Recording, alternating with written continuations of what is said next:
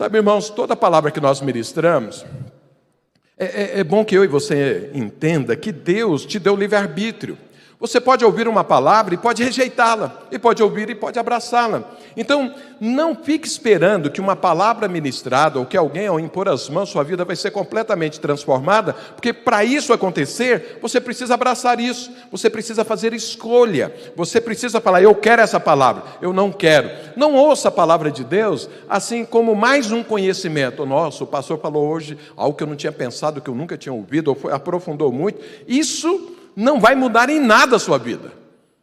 Não vai mudar nada, não vai transformar nada. O que transforma é aquela palavra que você abraça ela e fala, eu quero isso para a minha vida. Ou fala, eu vou tomar uma decisão hoje em função dessa palavra. Eu abro o meu coração para essa palavra. Eu vou acertar isso na minha vida em função dessa palavra. Aí sim, essa palavra tem poder sobre a sua vida, e aí vai mudar a sua vida, e aí ela vai produzir o fruto que Deus quer. Amém? Abra sua Bíblia em Lucas, capítulo 18. Eu quero falar hoje sobre as pessoas que ficam à beira do caminho. E de repente, você fala, graças a Deus não estou nisso. Mas de repente, depois que eu falar aqui, você pode talvez entender um pouco mais e talvez concluir que está à beira do caminho. E hoje você vai sair da beira do caminho em nome de Jesus Cristo.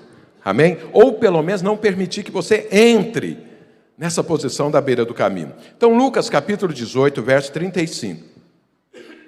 Esse é um texto muito lido, principalmente por mim, porque eu gosto muito dele. Todas as vezes que eu leio isso aqui, eu acho algo novo, e a coisa se renova e é bênção na minha vida. Então, verso 35 do capítulo 18 de Lucas. E a palavra de Deus diz, aconteceu que ao aproximar-se ele de Jericó, estava um cego assentado à beira do caminho. Diga para o seu irmão, à beira do caminho. Fala para o outro lado, à beira do caminho. Pedindo esmolas. E ouvindo o tropel da multidão que passava, perguntou o que era aquilo. Anunciaram-lhe que passava Jesus o Nazareno. Então ele clamou, Jesus, filho de Davi, tem compaixão de mim. E os que iam na frente eu repreendi para que se calasse. Ele, porém, cada vez gritava mais, filho de Davi, tem misericórdia de mim. Então parou Jesus e mandou que lhe o trouxesse. E tendo ele chegado, perguntou-lhe, que queres que eu te passe? Respondeu ele, Senhor, que eu torne a ver. Então Jesus lhe disse, recupera a tua vista, a tua fé te salvou. Imediatamente tornou a ver e seguia-o, glorificando a Deus. Também todo o povo, vendo isso, dava louvores a Deus. Aleluia. Então aqui nós estamos falando de caminho. Eu quero pegar esse foco, caminho. E a Bíblia deixa claro que Jesus não usou meias palavras. Jesus foi categórico, foi claro e disse, eu sou o caminho. Então, qualquer pessoa, ele pode não concordar com isso. Você já viu falar que as pessoas dizem, todos os caminhos levam a Deus, mas Jesus disse o contrário. Ele disse, eu sou o caminho. Não há outro caminho, não há outra forma. Se alguém quer chegar até Deus, é através de mim e ponto. Por isso que muita gente, às vezes, fala que nós somos alienados ou somos sectários, porque nós falamos que todas as outras religiões estão erradas, porque só Jesus é o caminho. Acontece que foi Jesus quem disse isso. Então não sou eu, não é você, foi Jesus. Para seguir Jesus tem que crer nisso. Então no tocante ao caminho, eu diria que nós podemos dividir assim o ser humano em 3 grupos. E aí eu quero que você ouça, veja, para você ver qual grupo você faz parte. Então o primeiro grupo são aquelas pessoas que não estão no caminho. E quando eu estou falando de caminho, eu estou falando de Jesus. Eu não estou falando de qualquer outro caminho, de Compostela, não sei mais do que, nada disso. Estou falando do caminho de Jesus. Então tem pessoas que não querem saber de Jesus, não querem andar com Jesus, eles têm outro caminho, eles têm outros paradigmas, eles têm outros alvos, eles têm outros valores, eles veem o que Jesus diz, ensina e fala, até que eles não são contra, porque é impossível de ser contra o que Jesus fala, porque a ética cristã está acima de tudo e de todos, então é difícil alguém pegar alguma palavra de Jesus e falar, isso aqui está errado, isso aqui é ruim, não tem jeito. Mas ele não quer andar nisso. Ele decidiu, eu estou fora do caminho. Então o primeiro grupo é aqueles que estão fora do caminho. Pergunta para o seu irmão, você está fora do caminho? De repente você veio aqui só porque você gosta de estar aqui, né, sentado, não tinha o que fazer, gosta de comunhão. Então veja, tem uns fora do caminho. Eu espero em nome de Jesus que não seja o seu caso. O segundo grupo são aqueles que estão no caminho. Aqui está falando claramente.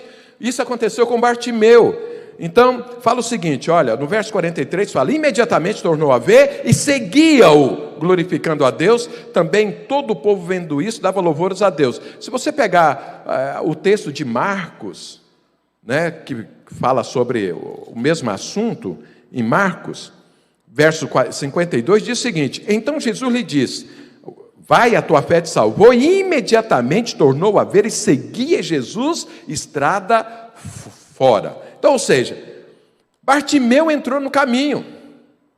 E o que é que fala que ele entrou no caminho? Fala que imediatamente, quando ele tornou a ver, ele entrou no caminho. Então eu vou te falar uma coisa. Eu vou falar depois. Então veja, quem enxerga, ele sempre está no caminho.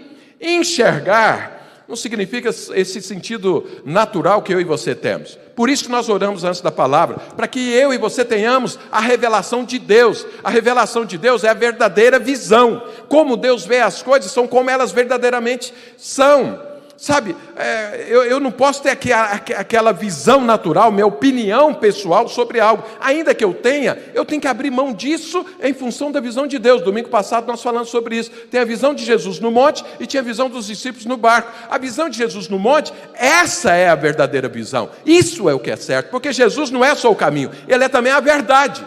Então Pilatos perguntou para Jesus. Jesus falou: eu vim dar testemunho da verdade. Ele falou: o que é a verdade? Estava diante da verdade, mas não conseguia enxergar porque era cego, não conseguia ver. Então veja, Bartimeu, que esse cego que foi curado, ele enxergava antes, ficou cego por perder a visão. Ele ficou lá à beira do caminho, já estou adiantando algo, mas quando ele tornou a ver, a primeira coisa que ele fez foi entrar no caminho, foi seguir Jesus estrada fora. Então quem enxerga as coisas da forma correta, vai seguir Jesus sempre, vai caminhar com Jesus. E como que é que ele caminhava com Jesus? Glorificando a Deus. Ele estava alegre, ele estava bem disposto, ele estava satisfeito, ele estava contente, porque agora ele estava seguindo Jesus. Então veja, nós temos o grupo daqueles que estão fora do caminho, e nós temos o grupo daqueles que estão dentro do caminho. Dentro do caminho, seguindo Jesus, é para aqueles que têm visão. É para aqueles que não perderam a visão, é aqueles que enxergam. Todos esses que enxergam hoje e eternidade afora vão seguir Jesus. Como? Alegres, glorificando a Deus, bem disposto, com coragem, investindo, participando da vida cristã junto com Jesus e dos discípulos de Jesus, ou seja, conectados à igreja. Esses são os que estão no caminho. Pergunta para o seu irmão: você está no caminho? Então veja, quem está no caminho, enxerga, tem visão, não perdeu a visão. Quem está no caminho, ele está alegre e bem disposto. Quem está no caminho, ele tem prazer em servir o Senhor. Se porventura você não está vivendo no caminho assim, tem algo errado. Pode ser que você vai fazer parte do terceiro grupo. Pergunta para o seu irmão: você faz parte desse grupo, do caminho? Você sabe que no início do cristianismo, a igreja e aqueles que serviam Jesus era chamada aqueles do caminho, não era chamado de cristão. Cristão levou alguns anos depois. Inicialmente eles falavam, esse faz parte, os judeus chamavam da seita do caminho, porque Jesus disse que era o caminho, e qualquer cristão que encontrava um com o outro perguntava: está no caminho, está firme no caminho? Estou no caminho. Então, cristão era estar no caminho. Fala para o seu irmão: você está no caminho? Mas acontece que tem um terceiro grupo. E é sobre esse grupo que eu quero compartilhar com você agora. São aqueles que estavam à beira do caminho, que é o caso de Bartimeu.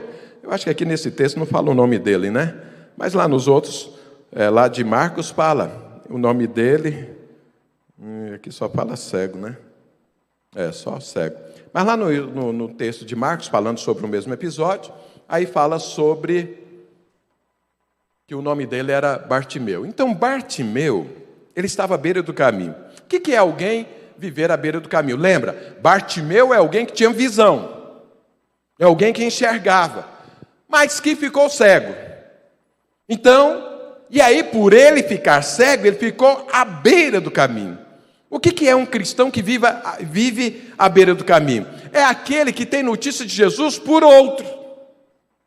É aquele que ele ouve falar de Jesus. Foi o que aconteceu com Bartimeu. Estou seguindo o texto. Então ele estava à beira do caminho, ele não enxergava, ele não conseguia ver as coisas, e aí ele vê um tropel, ou seja, ele vê um barulho, tem uma multidão aí, aquele caminho não era de ter multidão, ele acha algo estranho, pergunta e fala: o que é que está acontecendo? E aí as pessoas falam: é Jesus Cristo, o Nazareno está passando. Então veja, quem está à beira do caminho, ele ouve sobre Jesus por boca de outro.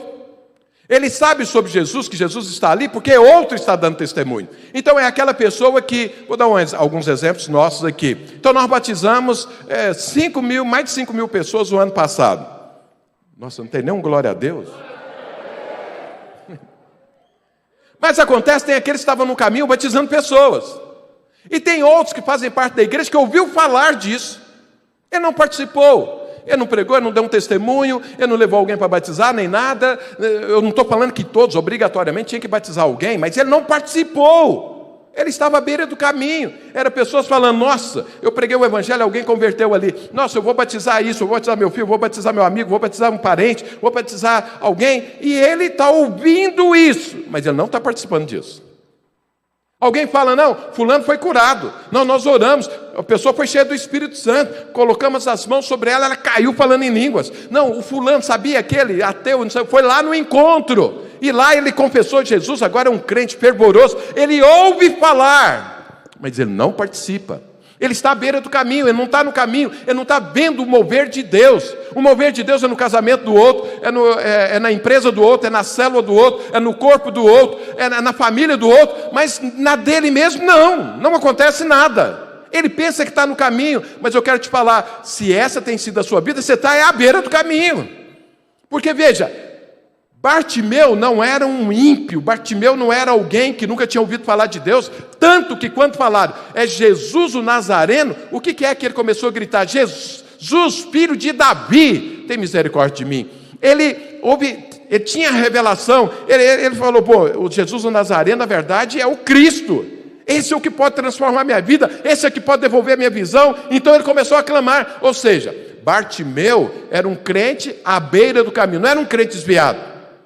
Não era um crente envolvido com o mundo, era um crente à beira do caminho. Ou seja, ele não estava envolvido, ele não estava conectado, ele não estava fazendo parte da igreja. Ele estava ali sentado, observando e vendo aquilo que Jesus... ouvindo o que Jesus estava fazendo, no entanto, ele não fazia parte daquilo. Os outros estavam ali glorificando a Deus, mas ele não. Ele estava ali parado, com aquele olhar distante, solitário, e mais... ele dependia de esmolas para viver. Ou seja, alguém ouve uma palavra, tem uma revelação, dá um glória a Deus, ele está sentado do lado e pergunta, você deu glória a Deus por quê? O que aconteceu? O que eu perdi, que eu não percebi? Porque você está glorificando a Deus, você está dando um aleluia, eu estou aqui, não vi nada para isso.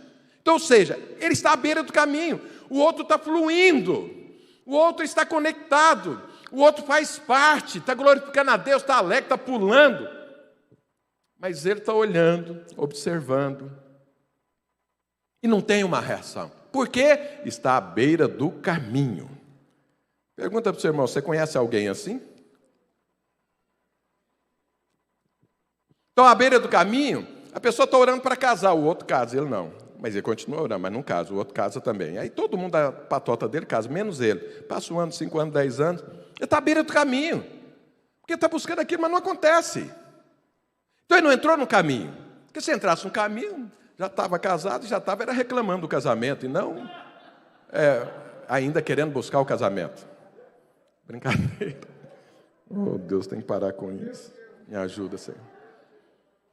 Então é aquele que alguém arruma um emprego numa empresa e cresce, daqui a pouco vai aumentando o salário, outra função mais relevante e tudo, e aí tem recurso, compra uma coisa, compra outra, ele vai prosperando a olhos vistos, mas ele não, arruma um emprego, é demitido, depois arruma um emprego, é demitido de novo, não sei mais o que e tudo, passa necessidade, precisa de uma cesta básica, tudo. Então ele está à beira do caminho, ele não entrou no rio do fluir de Deus. Eu preciso identificar e colocar os índices aí para que você saiba quem é que está à beira do caminho. Porque em nome de Jesus, você não vai estar à beira do caminho desse ano. Mas antes a gente precisa identificar se está, porque tem uma forma de sair. Então veja, esses é o que estão à beira do caminho, esse é o terceiro grupo. Agora eu te pergunto o seguinte, por que Bartimeu entrou nesse grupo? Por que ele foi parar à beira do caminho? Já falei, ele perdeu a visão. Irmãos, aqui não tem tinha, mas Isaías estava mexendo nas coisas, aí depois ele vai colocar. Mas em todos os nossos prédios tem escrito a nossa visão, pelo menos o resumo dela. Porque a visão do reino, da vida cristã, é a coisa mais importante que você pode ter depois que você converte. Porque a visão é rumo, a visão é aquilo que você acredita, a visão é aquilo que você vai perseguir para conquistar, a visão é aquilo que vai te dar uma direção, ela inclui os seus valores, ela inclui os paradigmas, ela inclui a sua ênfase. Isso é visão. A visão vai definir onde você vai chegar. Ninguém vai além da visão que tem. E se a visão é péssima, péssima será a sua vida. E se eu perder a visão, eu vou parar. Eu não avanço, eu não caminho, eu não conquisto, quando eu perco a visão. Então veja, Bartimeu perdeu a visão. O que aconteceu com ele? Um crente que estava ali, conectado, conhecia a palavra de Deus e tudo, ao invés de andar, ao invés de estar enxergando, de caminhar e ir para as conquistas, ele parou. Parou por quê? Porque não enxerga, porque não vê. Então veja, todo mundo que perde a visão, fica à beira do caminho. Porque não tem jeito de andar, experimenta fazer isso. Eu de vez em quando, às vezes acordo à noite e tudo, às vezes eu não abro os olhos e vou apalpando, e se eu for no banheiro, ou se eu for fazer alguma coisa, e aí eu fico testando para saber se eu conheço mesmo minha casa, ou se eu consigo andar. Irmão, mas que dificuldade! Minha canela aqui está roxa aqui, porque eu enfiei ela numa banqueta lá em casa, porque não estava vendo a bichinha, quando eu vi ela, quase eu caí lá e tudo. Então veja, quem não tem visão tem dificuldade para andar. Além dele ter muita dificuldade, é limitado. Ele corre muitos riscos, porque não vê as coisas. Então, ele perdeu a visão, ele ficou à beira do caminho, não tinha como prosseguir. Então, perder a visão é perder o rumo, é não saber aquilo que você vai conquistar, é não saber para onde você vai, é não saber a ênfase que você tem, é não ter os seus valores, porque aí você começa a fazer coisas que são contrárias aos valores da palavra de Deus. Por quê? Perdeu a visão. Você começa a ter alvos que não tem nada a ver com o seu propósito eterno. Por quê? Perdeu a visão. Fala para o seu irmão, você não pode perder a visão. Agora, Bartimeu perdeu a visão por quê? Alguma coisa aconteceu na vida dele que o levou a perder a visão. Deixa eu te dar aqui alguns exemplos aqui de coisas que acontecem na minha vida e na sua vida que podem nos levar a perder a visão. Então não perca a visão, porque se perder a visão vai ficar à beira do caminho. Se ficar à beira do caminho, não tem conquista, não tem vitória, não tem alegria, não tem disposição, não tem glorificar a Deus. Por quê? Está vivendo de esmolas, não está vivendo o melhor de Deus, não está desfrutando o melhor de Deus. Então eu preciso de visão. Mas o que é que nos leva a perder a visão quando nós estamos no caminho e aí perdemos a visão? A primeira coisa é quando eu perco o foco de Jesus. Eu começo a olhar pessoas, eu começo a olhar contextos, eu começo a olhar para a paisagem. Isso são distrações que o diabo faz para que você perca o foco de Jesus. E quando você perde o foco de Jesus, você perdeu a visão. Porque a hora que você olhar para pessoas, você vai ter muitas frustrações, muitas decepções, muitas contrariedades. Quando você olha para o contexto que às vezes você está vivendo, e reparando na força dele, vai acontecer o que aconteceu com Pedro, que eu falei domingo passado. Afunda, afunda. Pedro estava olhando para Jesus e estava caminhando sobre as águas. A hora que olhou para a força do vento, ou seja, para o contexto, e ele viu esse contexto é ruim, pronto, afundou, perdeu a visão, afundou. Ele ia bem, caminhando sobre as águas. Os ventos estavam lá, a força estava lá, ninguém caminha pelas águas, mas ele estava, Jesus também estava sobre as águas, ele ia muito bem. Mas a hora que ele olhou para o contexto, pronto, afundou. Quando você olha para a paisagem, quando você se envolve com as coisas desse mundo, é o diabo oferecendo uma coisa, oferecendo outra, e aí você fica reparando nessas coisas, e isso tira a visão. Paulo diz que corria olhando firmemente para Jesus Cristo, ou seja, sem perder a visão. Fala para o seu irmão, seu foco é Jesus? Fala para ele, não olhe para as pessoas. Fala para o outro, não olhe para o contexto. Fala para o outro, não admire a paisagem. Mas tem outra coisa que também nos tira a visão. Quando aquele sentimento do inferno carnal de que eu e você somos merecedores de algo. Irmãos, isso é uma tragédia na vida do crente. Quando ele acha que merece algo. Porque quando alguém acha que merece algo, é porque ele pensa que ele é algo bom. Acontece que eu e você nascemos na morte, nascemos no inferno. E a palavra de Deus diz que Deus olhou para a terra e não viu nenhum justo. Se Deus está falando que não tem nenhum justo, não tem. Nem eu, nem você e ninguém é justo. É isso que ele diz. O homem natural nasceu na morte. O homem natural milita contra as coisas do Espírito. É inimigo de Deus, o homem natural. Então não tem nada que preste. Mas tem pessoas que acham que são merecedores. São merecedores porque fez alguma boa ação para alguém. São merecedores porque creem que estudaram muito. São merecedores porque têm uma inteligência melhor do que o outro, uma qualificação melhor. Então acham que são merecedores de algo além. Às vezes são merecedores dentro da igreja porque contribuem com o dízimo, e às vezes os 10% do dízimo dele, porque o salário é maior do que o do outro, nominalmente, comparando em valores absolutos, aí pensa que é melhor. Então ele pensa que pode reivindicar mais alguma coisa, ou às vezes porque ele está liderando, ele não vê que liderar, a bênção é para ele. A igreja também é abençoada, mas quem é mais abençoado é aquele que lidera. Porque ele é mais exposto, ele é mais exigido, ele é mais esticado, então ele cresce mais. Mas muitos estão na liderança e pensam que são merecedores porque estão na liderança. Ele não entendeu que a liderança é para servir e não para ser servido. Então quem pensa que é merecedor vai perder a visão. Sabe por quê? Mais cedo ou mais tarde ele não vai receber o que ele acha que merece. E quando ele não recebe o que ele acha que merece, ele acaba. Ele acaba com o casamento porque acha que o cônjuge não o trata da forma como deveria. Ele acaba com uma família porque acha que os filhos também não estão respondendo da forma como ele gostaria. Ele acaba com um relacionamento porque o outro não deu a resposta que ele queria. Ele deixa de vir à igreja, se afasta da igreja porque acha que a liderança da igreja ou as pessoas da igreja não o tratam como ele merece. Isso é perder a visão. Isso produz uma cegueira. E aí o que acontece? Afunda a pessoa. Põe ele à beira do caminho. Tem muitas pessoas que se consideram merecedores, estavam no caminho, iam bem, estavam conquistando, mas aí acha que merece alguma coisa e o diabo entra na história, ele fica frustrado, contrariado, decepcionado e agora está à beira do caminho. Alguns se afastam da igreja. Tem muitos que dizem o seguinte, tem até uns decalques daqueles que pregam em carro, eu vejo isso muito em carros por aí. Jesus sim, igreja não. É um absurdo, isso é a família Adams, né? É um trem esquisito. Porque é o seguinte, como que o cara quer o cabeça e não o corpo? Porque a igreja é o corpo de Jesus, os dois são um. Mas ele quer Jesus, mas não quer a igreja, como que vai ser isso? Como que ele vai viver a eternidade? Como que ele vai viver nos céus? Como que ele vai entrar na Nova Jerusalém, sendo que lá todos nós vamos estar juntos e misturados? Então, por quê?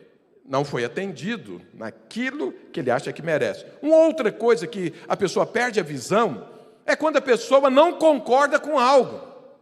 Então a pessoa entra aqui e fala, eu não gostei dessa árvore aqui. Mas por que não? Não gostei, de mau gosto, não sei, trem esquisito, uma árvore aí, tira esse negócio daí. Aí a pessoa, não, vamos deixar aí, alguém deu, pôs aí, se a gente gosta ou não, a gente vai deixar num tempo aí. Aí o cara fica contrariado, porque não foi atendido, ele não gostou de algo. Aí a opinião dele fala, não, mas por que pôs esse piso? Ele é meio amarelo, esse aqui é meio cinza, que falta de harmonia. Não, tira esse piso aí ou um ou outro tem que trocar. Não, a gente não vai fazer isso, porque isso aqui foi feito num tempo, era por uma decoração, depois compramos que era mais barato, era esse que era o mais barato, então... Não, eu não concordo. Irmãos... Em nome de Jesus Cristo, não fica contrariado com o que eu vou te falar agora.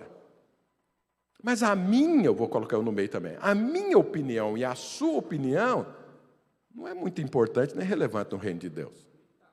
No reino de Deus, importante é a opinião de Deus. Então tem pessoas que às vezes dão uma opinião. Agora, se alguém vem, abre a palavra de Deus, não, isso aqui é princípio da palavra de Deus, é uma coisa. Mas não, essa é a minha opinião, tem que ser feito do jeito que eu quero. Mas não dá para fazer do jeito que você quer. Não, mas é a minha opinião. Pronto, perdeu a visão. Por quê? Por causa da opinião, do gosto, por causa dos seus próprios valores, dos seus próprios alvos, da sua forma de ser. Isso traz cegueira. Fala para o seu irmão, você está nisso? Sai disso.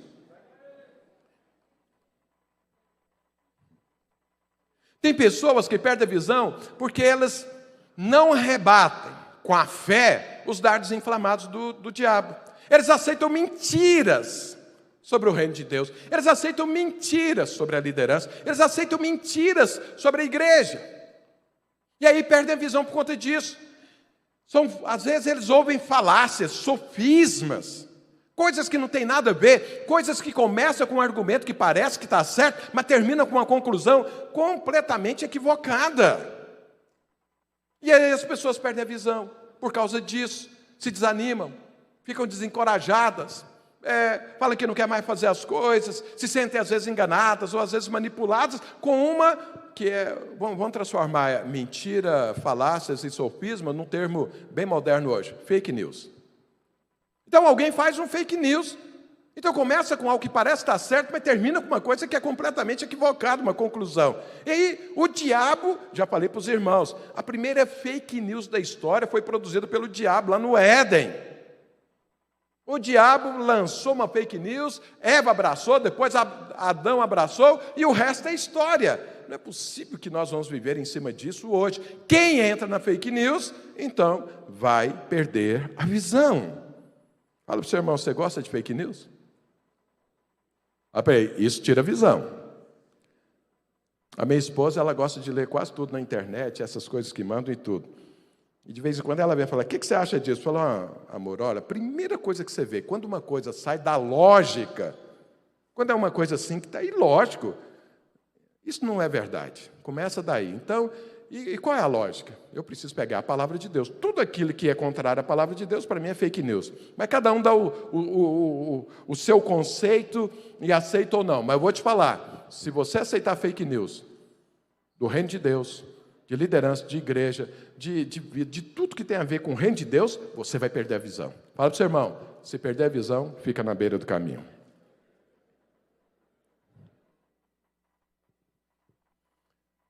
A beira do caminho é aquele que ouve falar, mas não está no caminho, não está desfrutando daquilo. Mas, na verdade, o que eu quero compartilhar com você é esse ponto aqui agora que eu vou te falar.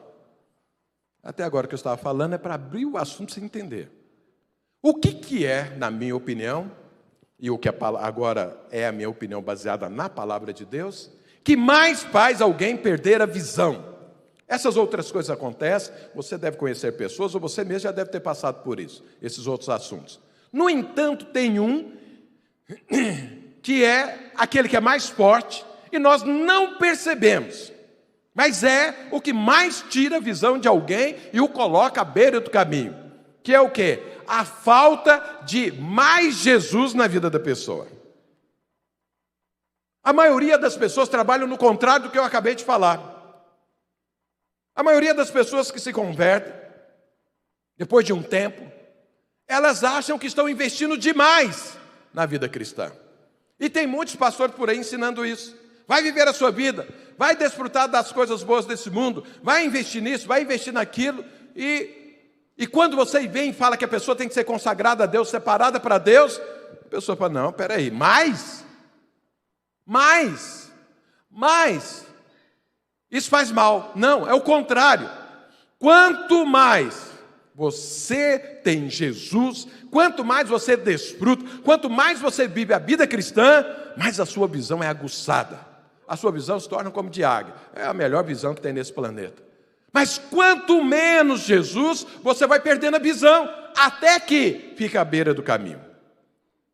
Então uma pessoa que perdeu a visão de Deus, a visão celestial, e ficou à beira do caminho, é porque ela se alimentou de menos de Jesus. Porque tem pessoas que falam, puxa vida, eu já fui na célula, está muito bom. Por que eu tenho que ir no culto de celebração? Por que eu tenho que participar do encontro? Por que é que eu vou fazer discipulado? Para que isso? Eu já trabalho o dia inteiro, eu estudo também à noite, eu tenho família, e vocês ainda querem isso? Uma boa parte, às vezes, das pessoas, eu já ouvi isso inúmeras vezes, eu converti, agora acabou com a minha vida social. Então a pessoa, eu preciso de tempo para a minha vida. Esses dias não, já tem um bom tempo, eu até dei esse testemunho aqui, falei com uma pessoa, me procurou e falou, pastor, eu dediquei 10 anos para o reino de Deus, esqueci da minha vida, agora eu vou viver a minha vida. Eu falei, meu Deus do céu, como que o diabo enfiou uma mentira dessa, tão poderosa, no ouvido dessa pessoa? Ela acha que os 10 anos foram desperdiçados. Eu falei, olha, você está há 10 anos à beira do caminho dentro da igreja. Por isso que você está dessa forma. Já perdeu a visão, foi há 10 anos atrás. Porque quando você está investindo em mais Jesus na sua vida, você não está perdendo visão, você não está perdendo nada, você está tendo ganhos.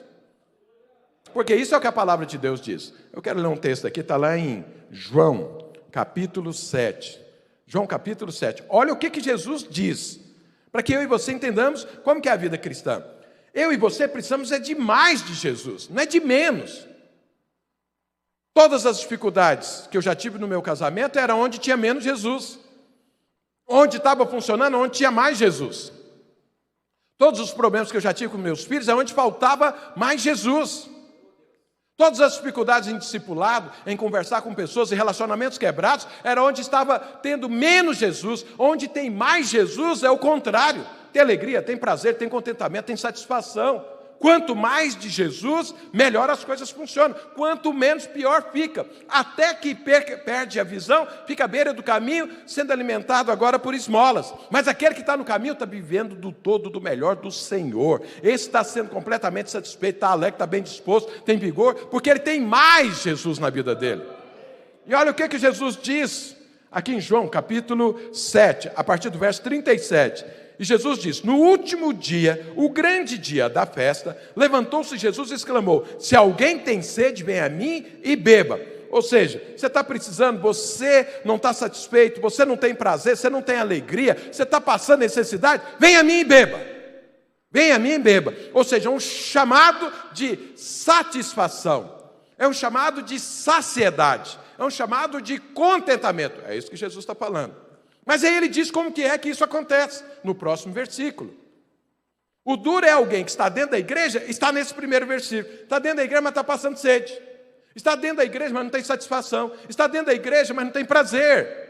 Mas se Jesus chamou e disse que ia saciar, o que é que está acontecendo? Aqui no verso 8, explica. Aí ele fala: quem crer em mim, como diz a Escritura, do seu interior fluirão rios de água viva. Oh, Jesus.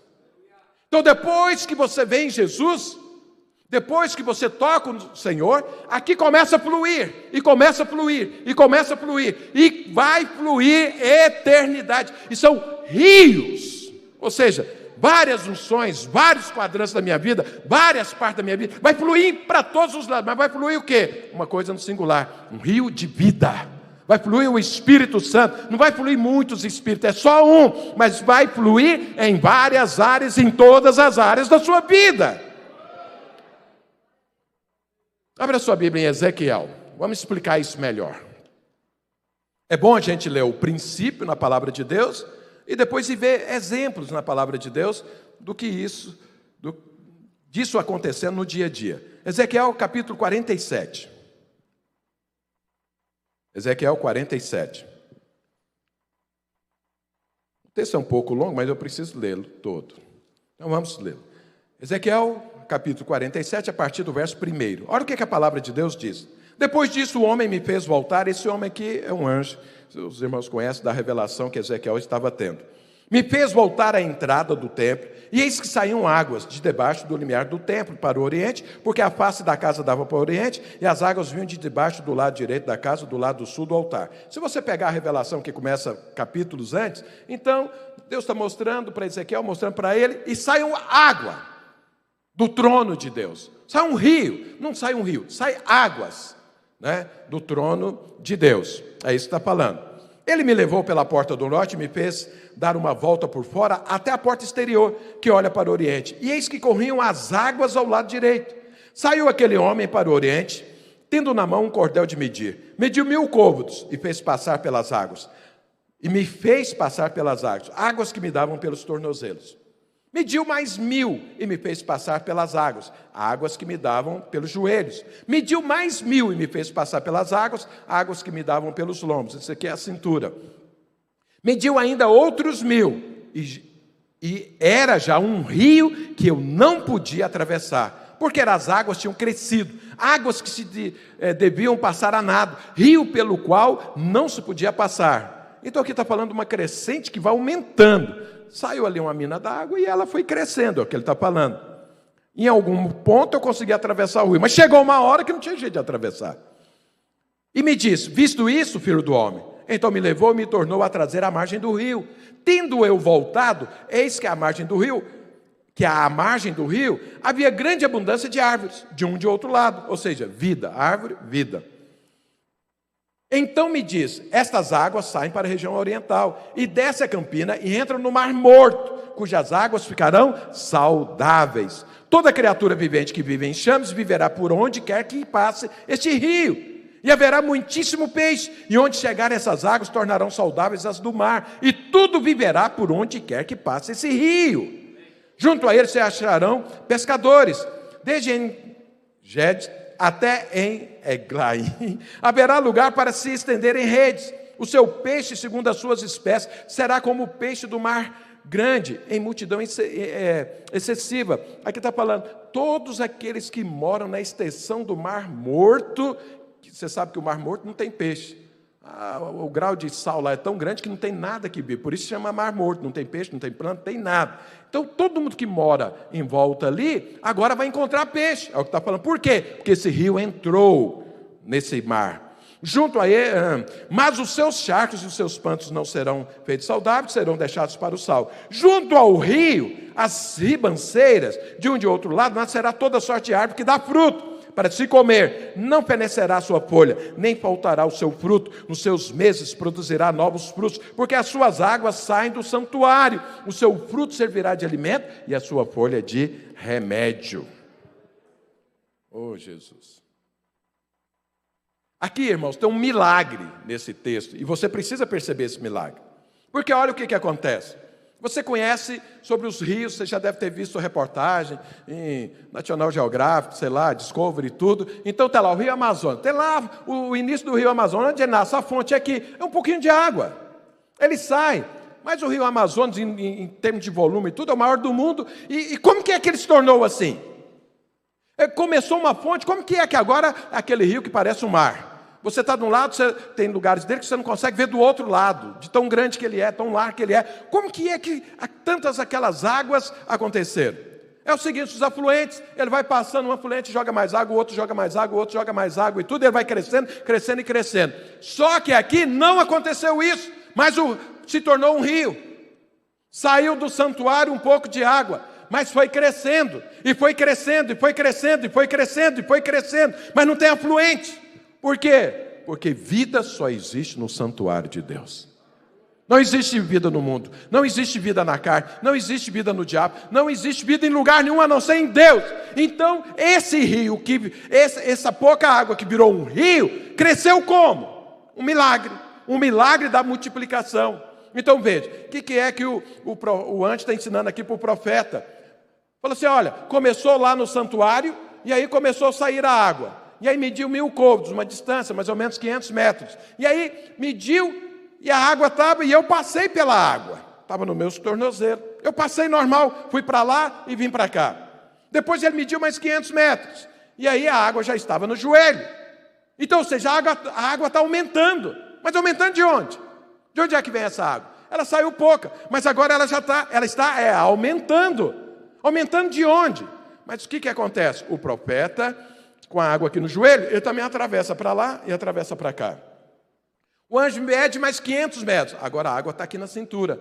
Ele ainda consegue atravessar, mas veja, a água está aumentando. E aí depois ela mediu mais 500 metros. Agora virou um rio. Virou um rio que não conseguia atravessar, se não fosse a nado. Ou seja, tem que deixar ele fluir. Esse rio, ele carrega a vida.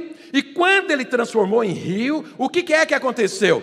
Um monte de coisas, eu vou entrar nisso daqui a pouco, são as consequências. Mas eu quero focar agora o seguinte, por que ele multiplicou? O que tem a ver isso? Olha que Jesus diz, aquele que crê em mim, do seu interior fluirão rios de água viva. Mas eu quero falar para você, quando você flui pouco, não vira rio. E enquanto não vira rio, então não tem as consequências do rio. Mas vamos ver essas consequências. Então a primeira coisa que ele disse foi o quê? Olha, quando virou rio, aí ele me levou para a beira do rio, para eu observar o que o rio estava produzindo. O que o rio estava produzindo? Árvores na sua margem, ou seja, vida. É um rio de vida. Depois ele falou, o rio continuou, o rio entrou no Mar Morto e transformou o Mar Morto em águas saudáveis. Ou seja, a vida, o rio de vida, entrou onde tinha morte e aniquilou a morte. A morte acabou, agora virou vida. Agora virou vida. Mas ele continuou. E aí a palavra diz que agora esse rio, aquilo que era morto, começou a produzir frutos. E as pessoas que estavam em volta dali, que não tinham onde desfrutar de vida, não tinha fruto, estava passando necessidade, agora tinha fruto, tinha muitos peixes. Ou seja, a vida trouxe peixe, trouxe frutos de vida. Mas continuou mais. E aí depois ele viu nas margens também árvores que davam frutos. E mais do que fruto, davam frutos para cura, que era para remédios. Ou seja, tinha alimentação e cura. Tudo isso produzido pelo rio. Veja, isso não aconteceu quando as águas estavam no tornozelo. Isso não aconteceu quando as águas estavam nos joelhos. Isso não aconteceu quando as águas estavam na cintura. Isso só aconteceu quando se tornou um rio. Jesus falou, aquele que crê em mim, do seu interior, fluirão. Fluirão o quê? Rios. Rios. E rios é uma consequência de multiplicar a vida. Eu já compartilhei isso com você, não vou entrar nisso novamente, mas como que é que a vida se multiplica? Celebrando a vida. Isso é um milagre. Você começa a celebrar a vida de algo pequeno e isso cresce. A vida cresce, a vida avança, a vida frutifica, a vida aniquila a morte, a vida toma conta. E aí as necessidades deixam de existir. Aí a alegria entra no coração. Aí a satisfação vem. Aí o casamento funciona. Aí a empresa vai para frente. Aí o emprego vem. Aí o relacionamento com os filhos também são ajustados. Aí a célula multiplica. Aí a igreja cresce. Porque o rio está produzindo frutos. O rio está produzindo vidas. Abençoa a pessoa e abençoa a todos que estão à sua volta. Mas tem que virar rio. Ou seja, precisa de mais água, de mais vida e não menos vida. E quem é a vida dos homens? Jesus Cristo. Ele é a luz, Ele é a vida dos homens. Então eu preciso de mais Jesus e não de menos Jesus. Você precisa de mais Jesus e não de menos Jesus. A carne trabalha contra isso, o diabo trabalha contra isso, o mundo trabalha contra isso. Mas eu espero em nome de Jesus que você não trabalhe contra isso, que faça o contrário, flua a vida, até que se torne um rio. É no rio que as coisas acontecem. É no rio que as vitórias estão. É no rio de vida que as vitórias se estabelecem, que você vence a luta, que você cresce, que você vence a tribulação e depois olha para ela e fala, isso aqui é brincadeira de criança. É quando o rio está fluindo que os ventos contrários cessam. Mas o rio precisa se multiplicar, porque quando ele começa na sua vida, ele tem o potencial do rio. Mas ele ainda não é um rio. Então eu me converti, mas eu preciso fluir. Eu preciso fluir esse rio. Eu preciso fluir o Espírito. Até que ele se torne um rio. Pergunta para o seu irmão, está fluindo umas gotinhas ou está fluindo um rio em você?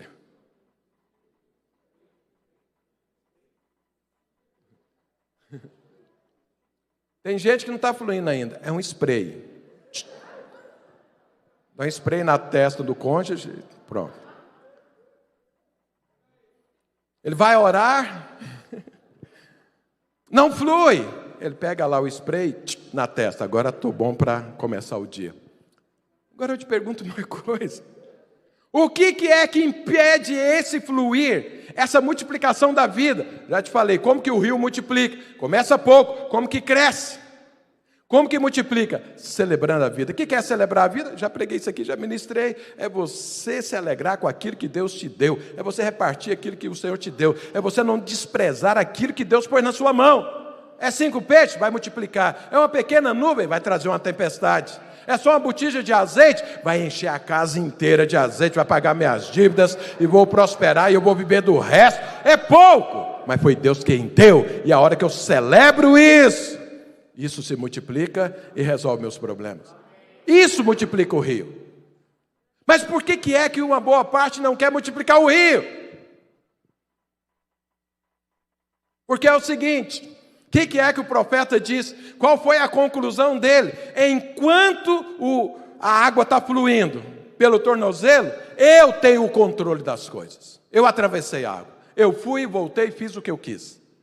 Enquanto a água estava pelos joelhos, eu atravessei. Eu fiz o que eu queria. Eu fiz da forma como eu queria. Eu fui até onde eu queria. Eu tinha o controle da minha vida. Enquanto a água estava pela cintura, eu também fazia isso. Mas a hora que virou um rio, eu perdi o controle.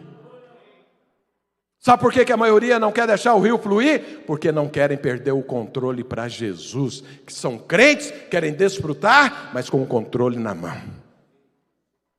Eu defino até onde eu vou, eu defino o que eu vou contribuir, eu defino se eu vou ser líder ou não, eu defino se eu vou pedir perdão ou não, eu defino para onde eu vou ou não, eu defino o que eu vou fazer da minha vida cristã. Enquanto o controle estiver na sua mão, jamais vai ser rio. Porque uma característica e a consequência do rio é que o controle está nas mãos de Jesus Cristo. Não é na minha mão e não é na sua mão, não é na mão do pastor, nem do líder, nem de ser humano nenhum. É nas mãos de Jesus Cristo. Se você tem medo disso, eu quero te falar. Esse é o melhor lugar para que a sua vida esteja no controle. É Jesus. Esse é o lugar que eu e você deveria ter. Na verdade, quando eu me converti, eu tinha que pegar o controle, entregar para Jesus e falar: fica com o Senhor, porque eu já fiz tanta besteira na minha vida, eu já tomei tanta decisão errada, eu já me frustrei tanto, que agora está nas tuas mãos, Jesus. É assim que deveria fazer, mas só faz isso quem está fluindo, e o fluir já virou rio.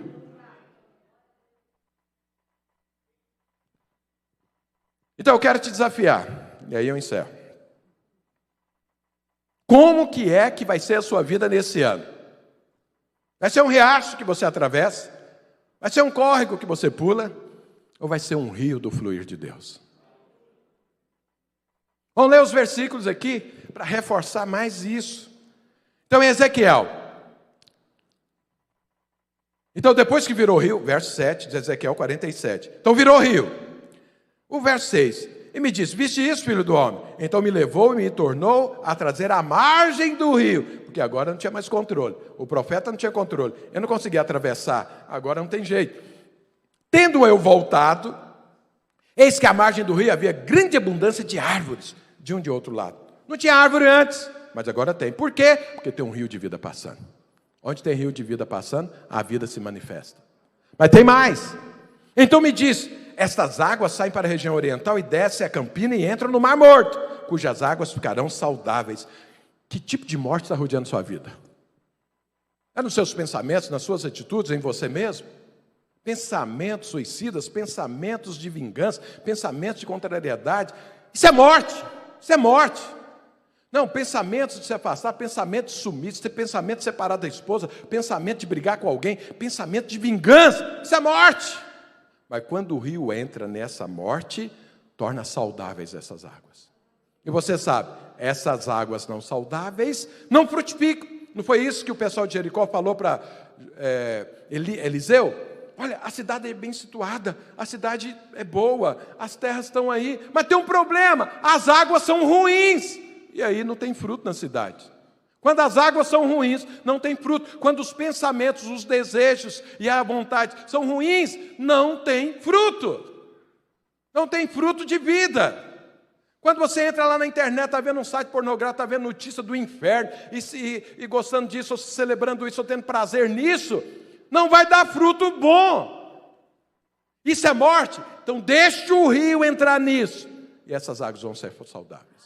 É o que o profeta está verificando. A água, o rio. Agora, onde já se viu?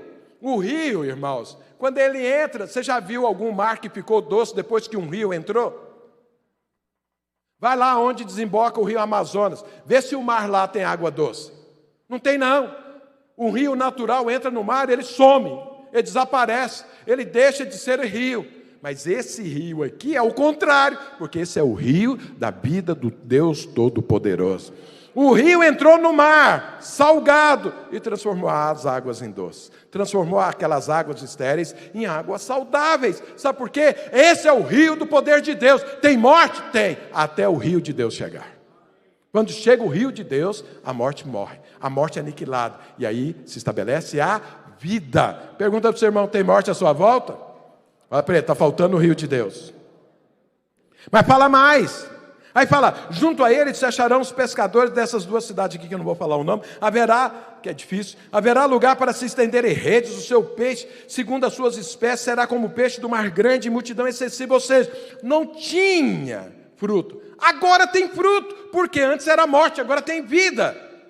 E se tem vida, vai gerar frutos, Por quê? Porque o rio de vida está passando, o rio de vida está entrando. Mas fala mais. E aí,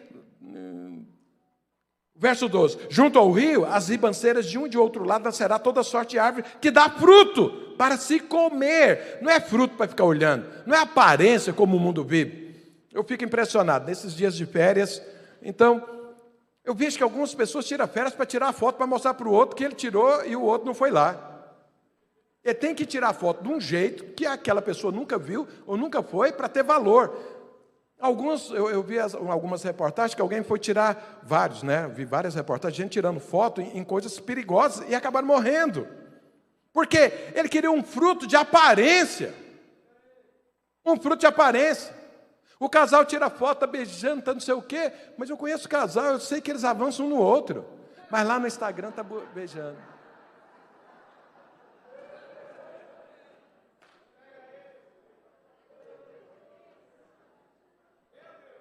Eu falo, são frutos, mas não de vida, não é para comer, não é para desfrutar, é fruto de aparência, só para os outros verem. Que absurdo é esse?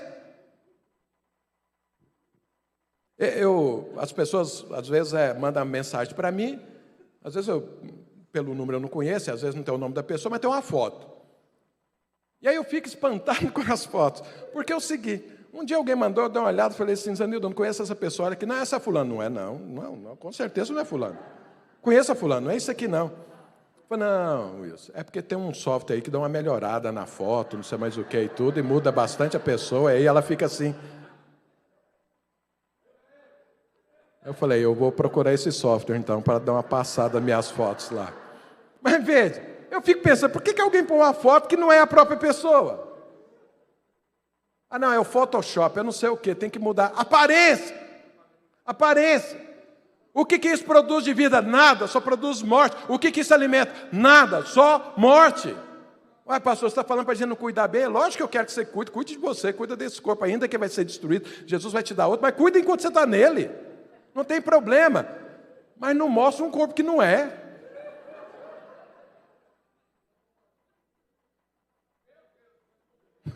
Eu cuido da minha esposa. Olha que tanto que minha esposa é bonita, bem cuidada. Eu cuido dela. Mas eu não vou pôr uma foto lá da Bruna Lombardi, não, aí, no lugar dela, aí. Não me interessa, não. Eu quero a minha esposa, muito mais bonita. Então veja, é a realidade que está falando. Frutos para você se alimentar. Para que eu quero fruto de aparência? Eu assisti um filme uma vez que eu achei muito interessante a cena. O cara era um fotógrafo, né? Muito importante, e tem lá esses prêmios de foto, a melhor foto e tudo. E tinha lá acho que um leopardo, sei lá, um lince, alguma coisa assim, lá da neve, que ninguém nunca tinha tirado foto dele, não sei mais o quê, porque era muito difícil de encontrar e tudo, e esse fotógrafo estava atrás dele. E alguém estava atrás desse fotógrafo para pegar essa foto e publicar e ganhar dinheiro e tudo. E aí, quando o cara encontrou o fotógrafo, ele estava diante de uma caverna, e aí apareceu lá o leopardo, o lince, sei lá, apareceu. E o cara estava com aquela câmera, aquela tela objetiva e tudo, e aí a hora que ele viu, ele parou, ficou olhando, aí o leopardo foi embora. Aí o cara falou, mas você não tirou a foto? Ele falou, não, desfrutar é muito melhor do que eu tirar essa foto. Eu estou aqui desfrutando. Ninguém no planeta teve esse prazer. Mas você não tirou a foto, nós não vamos ganhar dinheiro. Ele falou, não, eu estava querendo desfrutar desse momento. Eu fiquei pensando, falei, isso é realidade. Mas tem gente que faz para tirar a foto, não tem realidade para mostrar para o outro. Então veja, o que está falando? Esse rio produz realidade, alimenta, comida verdadeiramente, que te dá eternidade, que te dá vida. Olha o que ele fala. Esse rio nascerá toda sorte de árvore que dá fruto para se comer. Não fenecerá a sua folha, não vai murchar, nem faltará o seu fruto. Nos seus meses produzirá novos frutos, porque as suas águas saem do santuário. Ou seja, o que vem de Deus frutifica sempre. É muito ruim ver alguém que está na igreja há algum tempo e a pessoa fala, irmão, você parou de frutificar. Falou, faz parte. Mas faz parte de quê? Não, da vida cristã. Tem tempo que a gente frutifica, tem tempo que a gente não frutifica. Mas o que está escrito isso aqui é o contrário. O que vem do santuário não nega o seu fruto nunca. Vai frutificar sempre, porque carrega a vida do Deus Todo-Poderoso. Pergunta para o seu irmão, seus frutos pararam?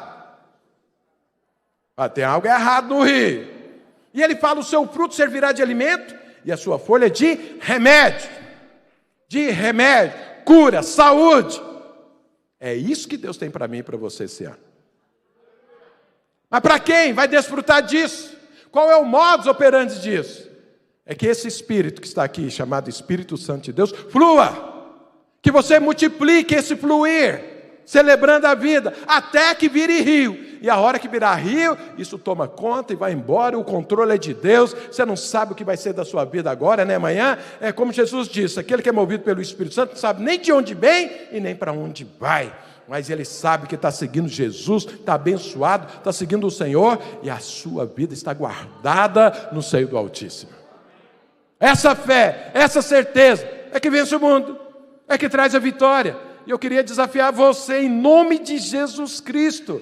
Não fique à beira do caminho, não perca a visão, não pare de multiplicar a vida, até que vire rio. Você fala, pastor, o meu fluir era rio, mas hoje é um córregozinho. Parou de celebrar a vida. Começa a celebrar a vida. Isso vai crescendo, e vai crescendo, e vai crescendo. E a hora que vira rio, leva tudo à sua volta. Mas leva tudo destruindo morte, estabelecendo vida.